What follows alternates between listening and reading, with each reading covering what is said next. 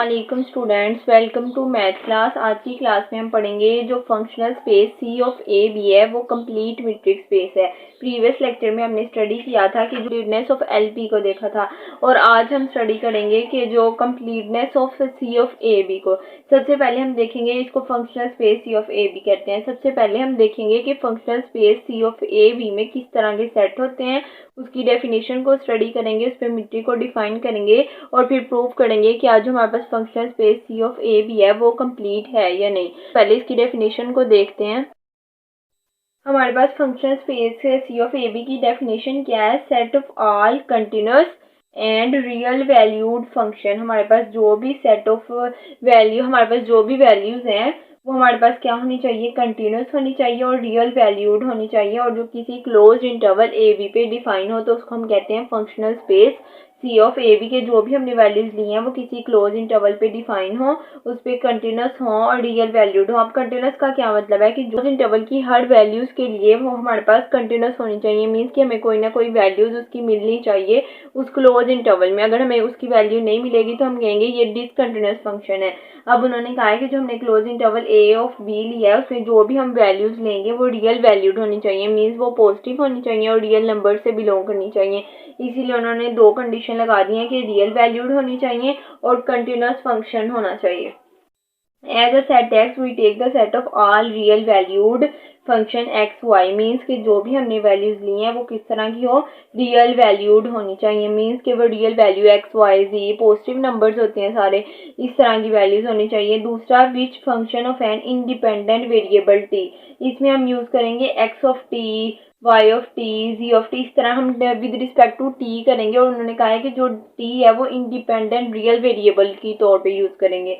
और which function of an independent real variable T, इसको independent real variable T के तौर पे यूज करेंगे। The function is defined and continuous on a given close interval. और जो भी हमने क्लोज इंटरवल लिया है हमारा जो फंक्शन होगा वो उसमें कंटिन्यूस भी होना चाहिए, और उस क्लोज इंटरवल में हमारा जो फंक्शन है वो कंटिन्यूस होना चाहिए। मीन्स के फंक्शनल स्पेस में अब तीन तरह के पॉइंट्स आ जाते हैं कि जो भी हमने वैल्यूज ली हैं वो सबसे पहले क्या होनी चाहिए? रियल वैल्यूड फंक्शन होने चाहिए। सेकेंड प्रॉपर्टी क्या है कि जो हमने उसमें टी को यूज किया है वो इंडिपेंडेंट रियल वेरिएबल होना चाहिए। और थर्ड प्रॉपर्टी क्या है कि जो हमने फंक्शन लिया है वो उस क्लोज इंटरवल पे डिफाइन होना चाहिए। तीन पॉइंट्स हैं। फिर हम कह देंगे कि functional space of A B क्या है कि set of all continuous real valued function define on A B. ये तीन सेपरेट पॉइंट्स हैं, अगर तीनों को कंबाइन करें तो फंक्शनल स्पेस की ये वाली डेफिनेशन बनती है। Set of all continuous real valued function define on A B के वो वाले फंक्शंस जो कंटिन्यूस भी हों और रियल वैल्यूड भी हों और किसी क्लोज इंटरवल पे डिफाइन हो तो उसको हम कहते हैं कि ये functional space C of A B है। अब ये हमने सेट को देख लिया कि जो सेट है उसमें इस तरह की वैल्यूज होंगी। अब हम इस पे मीट्रिक को डिफाइन करेंगे और उसको फिर प्रूव करेंगे क्या ये कंप्लीट है या नहीं। प्रीवियस लेक्चर में हमने इसको मीट्रिक प्रूव किया था और आज वाले लेक्चर में हम इसको कंप्लीट प्रूव करेंगे।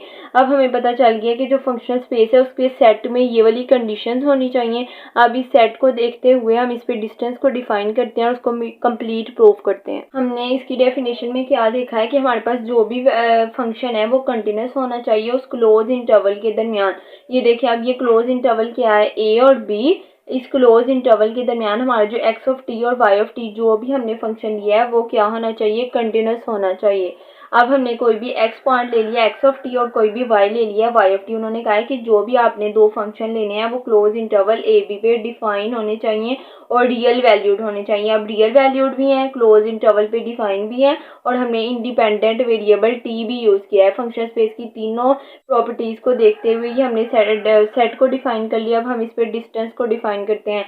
डिस्टेंस को कैसे डिफाइन करेंगे कि जो भी हमने दो फंक्शंस लिए हैं उनका डिस्टेंस फाइंड करेंगे, और उनका जो डिस्टेंस है उसमें जो मैक्सिमम वाला डिस्टेंस होगा वो हमारे पास function space C of A B का मीट्रिक होगा। इस तरह हमने मीट्रिक को डिफाइन कर लिया है कि जो डिस्टेंस है दो फंक्शन के दरमियान उसको किस तरह डिफाइन करेंगे? Maximum of X of T minus Y of T, और जो टी है वो कहाँ से बिलोंग कर रहा है? A of close interval A of B से। अब हमारे पास जो टी है वो बिलोंग कर रहा है क्लोज इंटरवल ए और बी से। अब हमने सेट भी देख लिया, डिस्टेंस को भी डिफाइन कर लिया।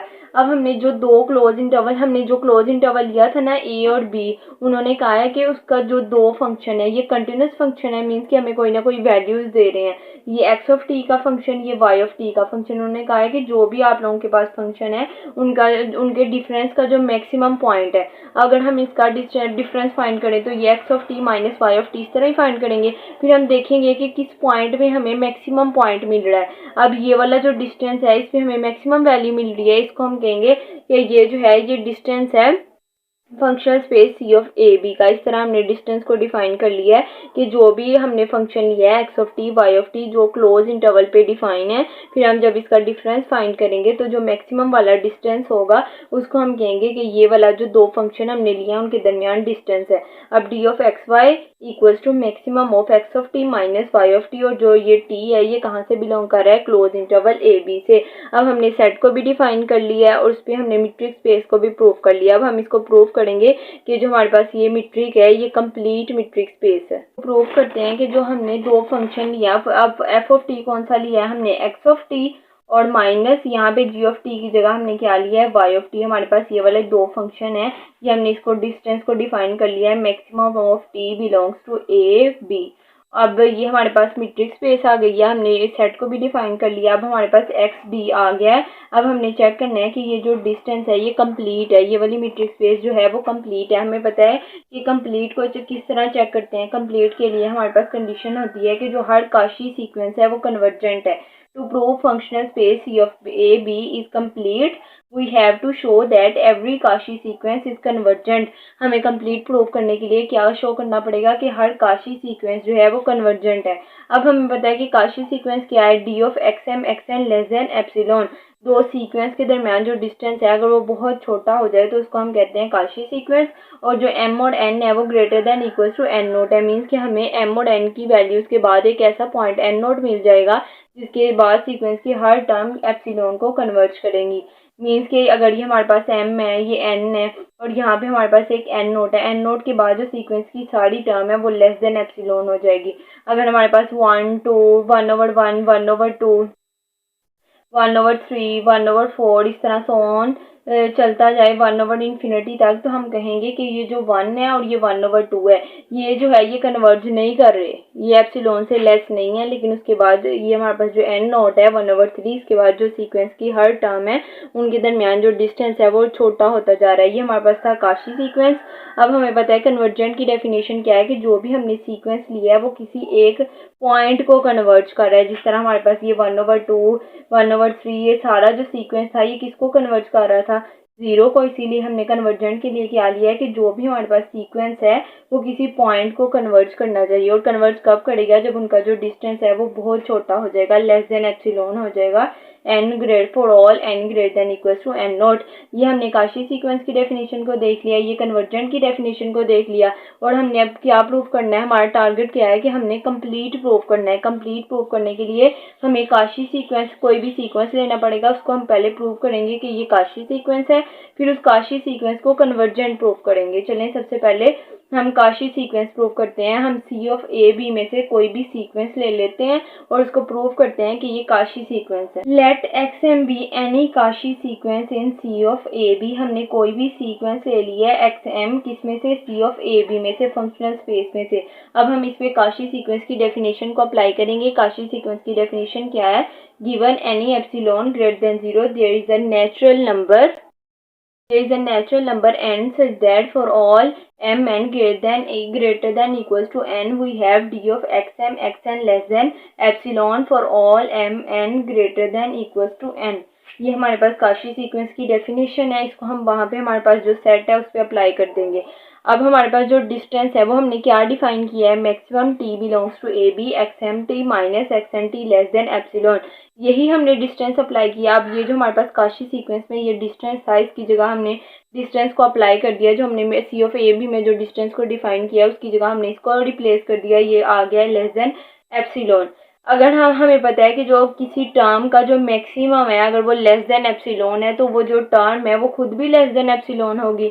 और अगर हम इस सारी टर्म में से कोई फिक्स वैल्यू ले लें, जिस तरह अगर हमारे पास जो सीक्वेंस था 1/1, 1/2, 1/3 सो ऑन, ये लेस देन एप्सिलॉन था। और अगर हम इसमें से कोई फिक्स्ड वैल्यू ले लें, अगर हम 1/3, 1/4, 1/5 ये वाली वैल्यूज ले लें तो ये भी लेस देन एप्सिलॉन होंगी। यही उन्होंने कहा है कि अगर किसी टर्म का जो मैक्सिमम है वो लेस देन एप्सिलॉन है तो उसके अगर अंदर से हम कोई अगर फिक्स्ड वैल्यू लेंगे तो वो भी लेस देन एप्सिलॉन होगी। अब अगर मैक्सिमम ऑफ टर्म्स जो हैं वो लेस देन एप्सिलॉन है तो हमने कोई भी फिक्स्ड वैल्यू इसके अंदर से ले लिया है टी नॉट, वो उसी क्लोज इंटरवल ए बी में से बिलोंग कर रही है जहाँ से हमारे पास टी बिलोंग कर रहा था।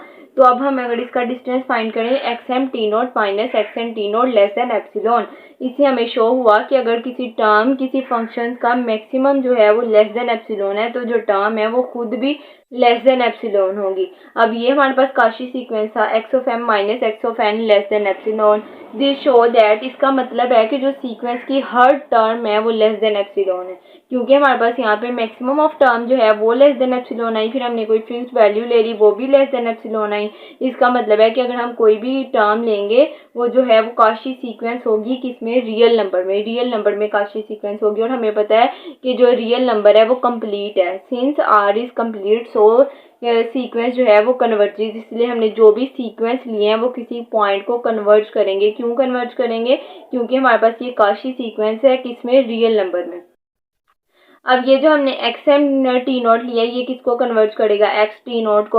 और इस तरह हम एक्स एम टी नॉट कर लेंगे वो भी एक्स टी नॉट को। इस तरह जो हर सीक्वेंस की जो टर्म है वो किसी ना किसी पॉइंट को कन्वर्ट करेगी, क्योंकि ये जो काशी सीक्वेंस है रियल नंबर में और जो रियल नंबर है वो कंप्लीट है, इसीलिए जो सीक्वेंस की हर टर्म है वो किसी ना किसी पॉइंट को कन्वर्ट करेगी। जैसे जैसे हम एम जो है वो अप्रोच करेगा इन्फिनिटी को, मीन्स के जैसे जैसे एम की टर्म इंक्रीज होंगी हर टर्म किसी ना किसी पॉइंट को कन्वर्ट करेगी। ये तो हमने सीक्वेंस की टर्म्स को देख लिया। अब हमने प्रूव करना है कि जो पूरा सीक्वेंस है वो किसी एक पॉइंट को कन्वर्ट कर रहा है, वो किसी एक टर्म को कन्वर्ट कर रहा है।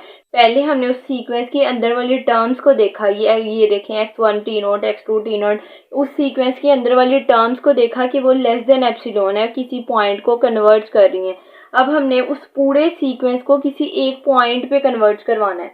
पहले उसकी हर टर्म को किसी न किसी टर्म पे कन्वर्ट करवाया, लेकिन अब उस पूरे सीक्वेंस को किसी एक टर्म पे कन्वर्ट करवाना है। उसके लिए हमने कोई पॉइंट ले लिया x, ये कहाँ से बिलोंग कर रहा है, C ऑफ ए बी से। In this way we associate with each t belongs to A b और यूनिक रियल नंबर। इसीलिए उन्होंने अब कहा है कि हम कोई यूनिक रियल नंबर ले लेंगे x ऑफ टी और हम शो करेंगे कि जो हमारे पास जो सीक्वेंस है वो पूरा उस पॉइंट को कन्वर्ट कर रहा है, उस टर्म को कन्वर्ट कर रहा है, और जिस टर्म को कन्वर्ट कर रहा है वो भी हमारे पास C ऑफ ए बी में से बिलोंग कर रही है। क्योंकि अब हमने कन्वर्जेंट प्रूव करना है तो हम यहाँ पे कन्वर्जेंट की डेफिनेशन को अप्लाई करेंगे। By definition of convergent, for any epsilon greater than 0 there exist a natural number n such that m greater than n और d of x m x less than epsilon. यही हमारे पास convergence की definition है कि जो सारा sequence है वो किसी एक पॉइंट को कन्वर्ट करेगा।